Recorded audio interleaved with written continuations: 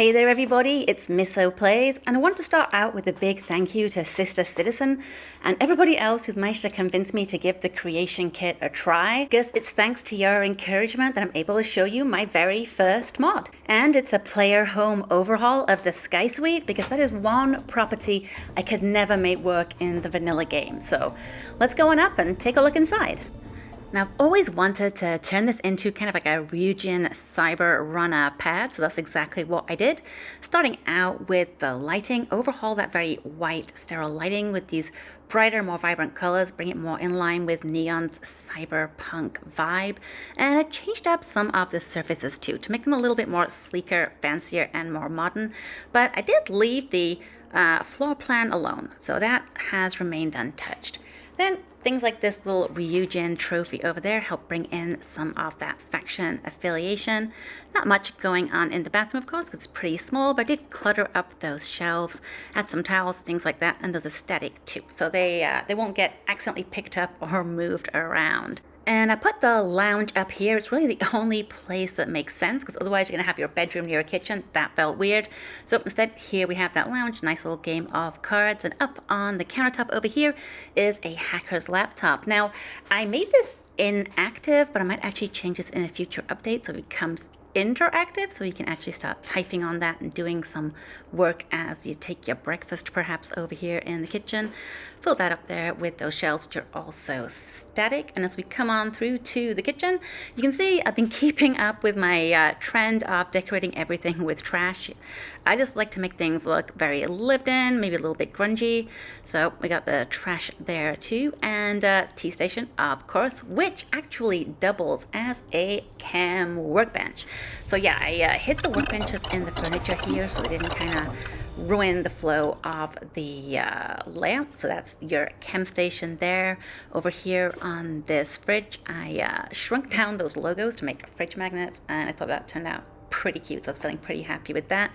But the kitchen, again, very cluttered, well lived in. These things are also static and will not move, but the stove is now functioning. So you can use that stove to craft whatever meals you want, especially if you're using that survival settings like I am. And of course, toast, because I think any regular to this channel knows that I like to decorate with toast. So we got one of those toast stations over there so you can enjoy that crunchy bread as well. Now let's go on downstairs now to check out the Cyber Runner stations and the bedroom. But first, here's some artwork that I put up on the wall. It's some of the Ryujin posters now framed to look fancy, but it's got that Strikers graffiti over the top too, because as any Neon Street Rat trait enjoyers know, there's a lot of friction between the people on Ryujin Tower and those who grew up in its shadow. So I wanted to show that through some of this graffiti and vandalism. And also this sleep crate sign here, that's another echo of Ebside that I brought into the Sky Suite. Over to the bedroom now. I got this bed here, which I customized using some wall art from Euphorica. It is messy, lots of carefully placed sheets there to make it look like it's in disarray, because Neon is the city that never sleeps. So I figured anyone living here not sleeping terribly well. And I got these gray room dividers that I built custom. These are floor to ceiling, because I wanted to break up the space a little bit. The window was another thing I really wanted to overhaul. I'm always kind of sad that we don't get to look out across, that gray city view. So I put these industrial blinds over here to add a bit of interest to the window, make this feel a little less sad that we're not looking out over those catwalks.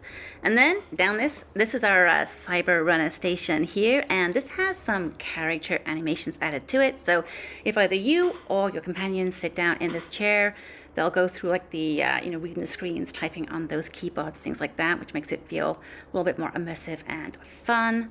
And got my computer graveyard before we hit up this weapons rack here, so you can display some of your weapons on that or on the shelf. And this table here with the tools on top is the weapons workbench. So you can use this for all of your tinkering needs, and underneath it we have a infinite storage case.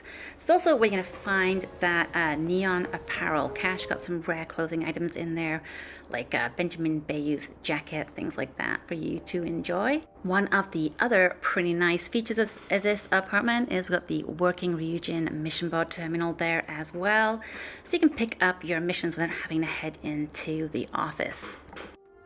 So that's the inside. Let's go take a look at that balcony. Now in the vanilla game, the build radius doesn't actually extend out here because the apartment is its own instanced location and this balcony is outside of that.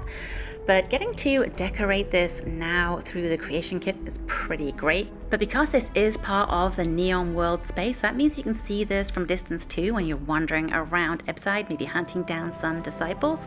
As you can see, went with kind of a bar party area for this. So neon, like that custom neon ringed table we got up there. And these paper lanterns are hanging from these kind of industrial, strewn cables. You can see it better during the daytime and kind of see it there in the left-hand corner. But I thought those fit really well with that kind of Blade Runner vibe I was trying to channel with this build. So there they are. And the bar, I actually left a bit of space for because different people have different needs. Me, I'm going to end up covering this in tea sets. Maybe you're more of a blend person. There's a bit of room for you to customize that to your taste. And I got some more of those character animation markers too. So the little bench there by the railing, if you're sitting there, maybe your companion will come, walk up, lean on that railing, look like you're having a conversation. I only had a few of those this time, but I might add some more in future updates. Let me know if that's something you think you might want to see. But yeah, thank you for sticking this out to the end. This was, as I say, my first time making a mod and my first time ever using the creation kit, so it was quite the learning curve. But if you do decide to download this and give it a try, let me know what you think. I've tested it out on PC and on Xbox.